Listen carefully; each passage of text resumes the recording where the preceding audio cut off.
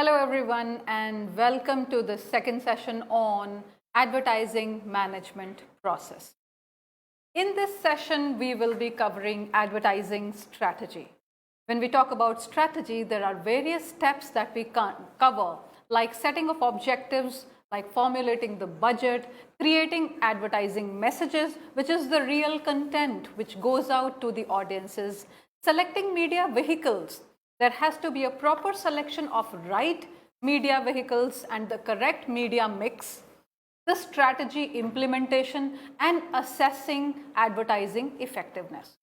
The implementation of strategy is important from the point of view of bringing back the desired results of the objectives that we have set.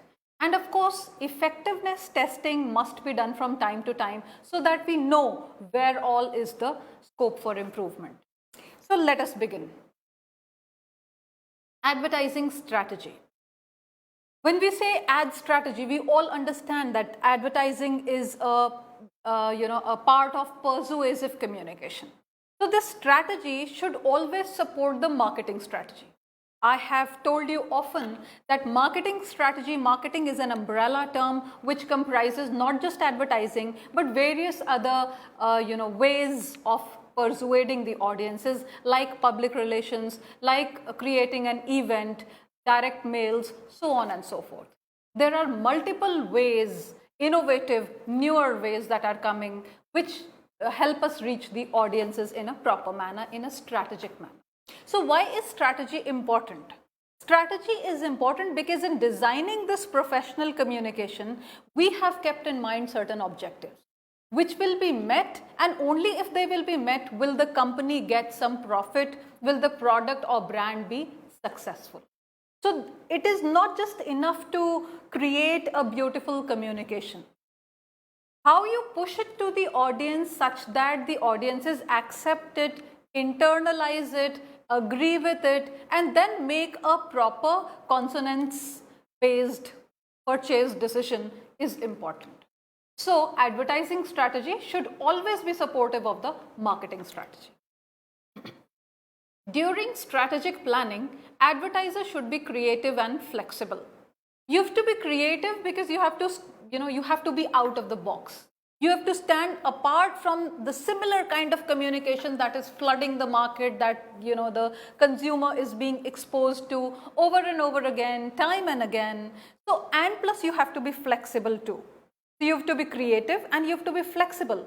There can be a situation where a 10 seconds ad must be finished in, could be stretched or must be finished early. So you have to be flexible with the use of media, with the use of strategy, with the way it will be portrayed in front of the audiences, and the kind of message it is able to dissipate to the audiences. The rigid strategy, sometimes people become very rigid because they are very attached to their ideas which are being implemented in the form of this kind of persuasive communication. But rigid strategy may lead to a loss of market share. So say for example, a brand hasn't done well in the market accidentally. There has been some crisis. Like we have heard in the past that there have been mites, there have been cockroaches found in chocolates. This is a kind of crisis because we know chocolates are eaten not only by adults but also by children. So ideally, what kind of strategy should you bring up? You cannot continue to communicate that this is the best sweet and the best gift even in festival times. People will mock at it. So ideally, you have to redesign a strategy which will be in accordance with the crisis management strategy in such kind of a case. If you don't do that, if you stick rigidly to the earlier strategy, it will lead to a loss of market share for the company. And of course, it will be a face down for the brand as well. And push and pull strategies may be used keeping the goals of the advertising in mind. It can be an advertisement, a single advertisement, it can be a campaign. By campaign, I mean a series of advertisements which bring forth certain points that people would want to acknowledge or people would want further information on to make their purchase decision. Setting the objectives. When we talk about setting the objectives, it is the first step in strategic planning. we need to devise a strategy in such a way that the formulation of this strategy becomes important to lead us to the last step of the output. So the first step in strategic planning is what is the objective that you're trying to achieve by means of this persuasive communication by the series of such persuasive communications. Then one has to explain what needs to be attained by taking benefit of opportunities and overcoming the barriers. We've almost often, very often spoken of the SWOT analysis, the strengths, the weaknesses, the opportunities, the threats. So what is it that we are looking to attain by gaining the benefit of the opportunity that we have and by working on our strengths and working on our opportunities by overcoming the barriers? The goals may be long or short term. When we set up an objective and goals are sometimes interchangeably used, but the goals can be long term or short term. Objective refers to a certain piece of communication only. Say for example, there can be objectives of an ad campaign. But when you talk of goals, the goal is of an organization. The goal is for a brand. And this may be long or short term. A short term goal is the one which demands customer action. Like you go, you buy a toothpaste and you come back. So that there the customer action is over, your short term goal is achieved. What is that short term goal that you've achieved? You have risen your sales. The sales volume has gone up. Long term goals look at changing the attitudes towards the brand. So say for example, there are a number of foreign companies that do business in India, and the kind of brand names they spot, the kind of values that they stand for makes them look more Indian.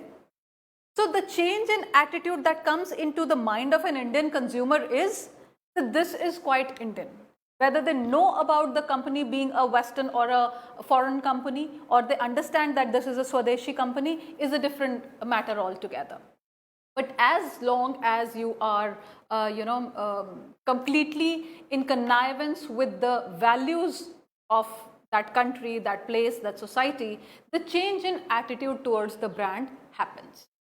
Now the goals can also be direct or indirect, like they can be short term or long term, they can also be direct or indirect. When I say direct goals, I am talking about increasing my sales.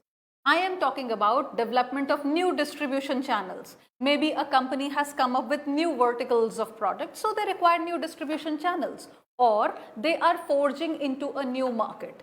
Say for example, maybe when you talk about media marketing, a Hindi newspaper is trying to forge its way into southern India. So we require new distribution channels. And then profitability. These are the direct goals that I want to attain. And indirect are more like long-term goals. So you talk about changing attitudes, you talk about increasing awareness, you want the brand to be seen in a good and a positive light. You talk about the creation of brand identity, corporate image. Those are the kind of things you focus on in long-term goals and indirect benefits that you want to attain. Just to give you an example, while the country is reeling with a pandemic, any corporate organization which will come in support of people who are working, the doctors, the health experts, the government, and do something real, do something consolidated to help in such a situation will obviously lead to a change in the corporate image in the minds of the audiences. Why? Because the audiences will now start seeing them as more socially responsible organizations. So this is the indirect goal. Now let us look at formulation of budget. Money is all that counts. Ad budget is always a part of marketing budget, and a major one at that. So we need to analyze the expected results before investing. Now advertising is barely an idea which can be implementable. So as long as you're able to convince the brand managers that this piece of persuasive communication which you've designed is going to work well, the analyzing of this expected result is important. Because before investing, any brand would like to see how the expected results would come out. Though we are not sure of how things would take a turn, but nevertheless we like to keep estimates with us. Objectives should be set before the budget. Only according to the objectives can we decide upon the budget. Say for example, if the objective is to bring about a change in the image of the organization and to make it, make it be seen as a more socially responsible organization, then obviously according to the objective, you will have to set the budget, because changing of image will not happen all of a sudden. It will take consistent effort. It will want a lot of attention from the brand managers, from the owners, from everybody, all the stakeholders, the employees, and together this change will come at a very subtle level, which will not be highly noticeable in the market environment. So accordingly, the budget involved would be more, because you will have to continue with a series of such communications, activities, events, whatever it is that you have planned as part of your marketing strategy, that will require that kind of a budget. So always set the objectives first, then the budget. And then of course, the better planned the budget is, the more effective is the utilization of that money, and it avoids wastage. That's common sense. Next, we talk of how to do this budgeting. Now, we've just spoken about what is the importance of budgeting and why budgeting should be done and why objectives should be formulated, and budgeting should be in consonance with the objectives that have been formulated. Now, let us look into how budgeting gets done for advertising. One is based on the previous year's ad spend. A company usually, when it has its annual growth plan in front of it, it looks at the kind of business volume it has generated and at the kind of sales volume it has generated. While looking at both of them, they also look at parallelly the kind of ad spend that they had decided upon. So certain X amount of money was spent on the ads in the previous year. As compared to that, what are the company's goals in the coming year? Accordingly, the ad spend will increase or decrease. Also, there can be more innovative ideas of marketing, and you may decide to invest less into advertising. The ad spend can go down. So one of the ways of budgeting techniques is this. The second is percentage of sales technique. When I say percentage of sales, how much money have I put into advertising and how much sales has increased? There has to be a direct proportion between the two. If it is not, my ad spend for the next year will go down. So percentage of sales will decide whether my ad spend for the next year will increase, stay constant, or reduce. The third thing is to be at par with the competition. You're in a market which has a lot of competition. There are different brands who are selling the same kind of product, and there is very less differentiation between the brands. So what do? You want your ad spend to be no less than the competition, so that your visibility in the market does not suffer. That is also a technique of budgeting. Then of course, because we said that objectives need to be decided first, objective-based budget is also a way of deciding upon the budgeting technique. So it is based on fund availability. You cannot make a high flyer attempt in the form of an aim or an objective that you want to achieve and then demand money. There can always be a reduction in the ad spend. So what do? You first analyze what is the kind of fund availability we have. And then the objectives are prioritized. There can be a situation where suppose you have, you're looking at meeting 5 objectives in the coming financial year, you may be able to meet only 3. So you prioritize which are those 3 objectives that you're going to work on and you're going to invest on. The second is objectives are cut down. You reduce the 5 objectives to 3 by means of prioritizing and then spend the ad spend accordingly. The next is creating advertising messages. We all know that advertisements are the most creative pieces of communication that we generally on a daily basis come across. Why? Because there are time constraints, because there is attention constraint, because the right audience may not be getting exposed to this message. There are so many limitations that it becomes essential for any ad to be highly creative in its approach. So what is it that we are looking at when we are talking about creating an ad message? One, it must stand out. It must be class apart from the rest. It should not be one in the crowd. Then it must have a powerful punchline. A punchline that will be remembered for long. Yahi hai right choice, baby. So a punchline that you would remember, there can be various punchlines, and there have been a lot of creative punchlines in various advertisements so far. Then you make them an offer. Through this piece of persuasive communication, what is the offer? What are you bringing to the negotiation table is what the audience is interested in. So you make them an offer. And then you highlight the benefits of such kind of a message, as in, if you purchase this product or service, how is it going to benefit you? Say, for example, telecommunications or internet services. Will you have to pay less? Will the bandwidth be greater? Will you have greater devices to access at the same time? Will the range of your Wi-Fi be more than what it was earlier? So what are the benefits that you're getting in one case as compared to the other? So you also create comparisons. Then tell your news. When I say tell your news, highlight what is new. We have recently gone into fiber optics. So it is not the copper cable anymore. So we will be able to give you better quality of internet connection. So this is your news. Tell what is new with the company, what is new benefit that the customer will be looking forward to reaping. And then dissipate all fear. There can be various kinds of fears associated with the brand, with the product use, which can be either created by the competition, or they might just come up because of discussions that happen related to the, the benefit that you reap from that product. So if you're talking about the use of a cosmetic and people are discussing, somebody is using product X and somebody is using product Y. One friend might discourage another friend from using a certain cosmetic product because his or her experience with the use has not been positive. That doesn't mean that person B will also meet with a negative experience, but a fear and apprehension has been induced. As a brand, it is one of your prime jobs to see to it that all sorts of fear gets dissipated whatsoever. Then there has to be a call to action. When you know you have taken care of all these things, that your advertising is powerful, it has the right punch in it, it is conveying the right message and highlighting the benefit, you have something new to tell, and there is nothing to fear in the use of your product or service, you call for action. And then make it sound urgent, because anything that is delayed beyond a certain period of time will lose its importance in time to come.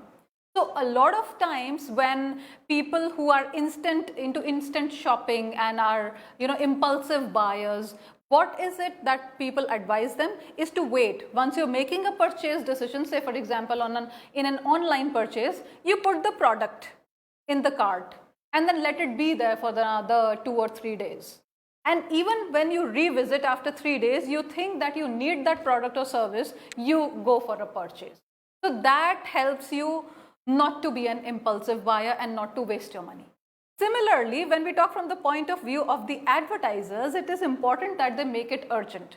Because if I put this product in my cart and wait for 3 days to make a purchase decision, it might just occur to me that this is not very essential. So why should I be wasting my money on it? And so the purchase decision, despite the fact that I'm convinced with the brand, I like the product, I'm agreeable with the, the benefits that I would reap, still I would not make the purchase decision. So it is important that the advertiser makes it urgent. Use attention grabbing graphics. You need to grab attention, you know why it is important. There is so much information overload for the consumers that your communication might just get missed out. In such kind of a space, it is very important to design your ad messages so creatively, and the attention grabbing tactics should be so to the point that the audience should not be able to miss it. Then of course use testimonials. Testimonial is also an appeal we discussed in the last session, an appeal of advertising whereby you bring forth evidence that here are people who have used our product and they are not just satisfied with it, they would like to go for a reuse, they would like to recommend it to friends and family, and they would like to, say positive things about it, write positive reviews about it. So the testimonials are important. When I talk in terms of social media, we know that whenever we do some online shopping, we do read the reviews of the product that we're gonna buy. Why? Because what appears in the ad or in the visual is not exactly what gets delivered. A lot of times that happens. So reading the reviews or reading the testimonials will give us more confidence as to whether the decision should be made or should not be made. And hence these days of social media, everyone, all brands, I'm talking even of schools and hospitals and government, everybody likes to have some positive reviews if they have conducted something for a certain segment of the population which has benefited them or which has been of some use to them, and they would like it that some positive review be put regarding this on their websites. Then you give complete contact information. If I am convinced with what I want to buy, if I'm convinced with the product and I do not know where to buy it, then the entire purpose of making a persuasive communication gets lost. So ideally, I need to have this complete contact information of who to contact, how to procure, and after sales service, so on and so forth. That is how you create a creative ad message. And now, once your message is ready, once your communication is ready, it is time that you make a selection of media and the vehicles, the tools that will carry the message forward. So the first thing is strategic process of choosing media by media planners. It has to be very strategic because, say for example, if it is a radio jingle, the reason why we have converted this communication into a radio jingle is because the radio can serve the best purpose. Say for example, the government is trying to highlight the reasons why without manures and without use of pesticides, we must go into agro farming, we must go into things that are more healthy options for the people to purchase. So in such kind of a thing, radio will be the best medium because you're trying to communicate with the farmers. As compared to this, if you're trying to sell, say for example, space in social media, probably social media in itself is the best media vehicle that you can make use of. Or if it is a clothes brand or cosmetics or something which the upwardly mobile section of the society would like to use, social media, television, those could be the better ways. Also, if you are trying to project an event which is going to happen in shortly, then the best way of informing maximum people is again through a radio ad, because while they travel, they listen to radio. So you have to know your audiences very well and their media habits very well in order to infer which media vehicle to use, how to select it, and how to customize it in order to bring forth your message. Then media scheduling is important. What do I mean by media scheduling? You have a mix of certain media, like in this case we just saw, we have radio, we have social media, and we have television. So where do we release the communication first? And why have we chosen that? Those are the few questions that must be answered while doing this scheduling. So for the first few days, you're advertising on television. Why? Because television is something that requires rapt attention, complete attention. Anything new which is coming on TV will be able to grab attention as compared to the repeated ads which we know will come in the ad break time. Then you go to the social media platforms, so that while people are accessing social media on their mobiles, on their laptops, they come across certain communication which will add to the recall value and which will reconfirm the information, the detailed information that they're looking for. In the end, while everybody is already aware of the series of advertisements that are going to happen, or some event that is going to happen, whatever it is that you're targeting at, radio can be a good medium. Why? Because you're only seeing to it that people don't forget that this event is going to happen and they have to attend it. So ideally, media scheduling, how do you schedule media? Which media you will be using to carry forth your message, and when is the strategic selection of media vehicles? It is decided on the basis of one, cost effectiveness, and two, focusing on the target audience. If you're talking about the rural audiences, social media may not be the best platform. Well, it depends, because the percolation of internet in the rural areas hasn't been so great as of now. So 50% of even the student population of the entire world is devoid of the digital facilities. So depends on who your target audience is. On the basis of cost effectiveness and on the basis of the segmentation of the target audience, you decide which media vehicles you should use to carry your message. Now we talk of the media mix. Media mix is a mix of media. You don't just use one media. Like you use various strategies in advertising, you also make use of various media in advertising. And the reach with high frequency is important. When you're reaching an audience, you should reach with high frequency so that the recall value is greater. There is higher recall value. Then of course there has to be optimum utilization of resources. You cannot be using two things and spending your monies when they are gaining the same objective.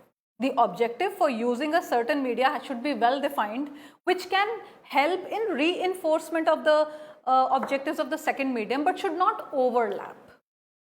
Then one should know the audience's media consumption habits and how media gets consumed. Like if it is usually the lunchtime during working days that people would access their Facebook, or is it the morning time? What is the timing? When is the time ripe for the audiences to get their messages, so that they don't just pay attention to it, they also internalize it, they also accept it. At all times you cannot be giving out information which will be accepted by the audience. The audiences might reject it because of bad timing. So all those things must be kept in mind. Then you have to research well on the duration of ad campaigns. Too long an ad will not hold the audience's attention for long. Timing of ads. What time should you give it? Should you give it during the prime time news ad breaks, or should you give it during the afternoons? Should it only be on social media and you should exclude television since it is a very costly affair? All those decisions are involved in it. What is the kind of media reach you are looking at? That is also decided by the media mix. So if you're looking at the young, upwardly mobile, metropolitan cities, towns, youth, your choice should be exclusively social media, and you can cut upon the costs. And if you're looking at the rural belt, radio would be a better medium. Or maybe influencers would be better, the opinion leaders. When you talk of a village, there would be certain opinion leaders on various matters. Could be health, could be agricultural advice, could be any such thing. So you should be talking to those alternative media which are not the mainstream media. So the media reach is important to gauge as far as target audience is concerned. Cost of those media vehicles you need to calculate because it has to remain under the budgetary constraints.